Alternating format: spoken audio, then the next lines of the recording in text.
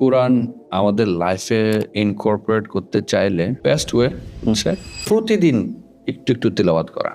Everyday 5 minute দিব কোরআনের পিছনে, দ্যাটস ইট, আর কিছু না। But consistently 5 minute. যখন কোরআনের ওই সুইটনেসটা তুই পাইলি, ওই মজাটা যখন পাওয়া যায়, এটা 5 মিনিটে আর থাকে না, তখন আস্তে আস্তে বড় হতে বাড়তে থাকে। প্রথমে ছোট ছোট দিয়ে শুরু করলো, অথবা যেই সূরাগুলা আমরা জানি, সূরা ফাতিহা নিয়ে জাস্ট প্রপার উচ্চারণটা চেক করলো, অর্থটা বোঝার চেষ্টা করলো।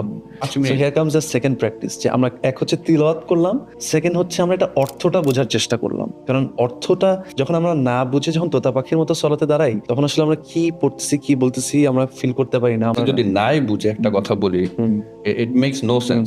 আরেকটা টেকনিক ভাই, মুখস্থ করা।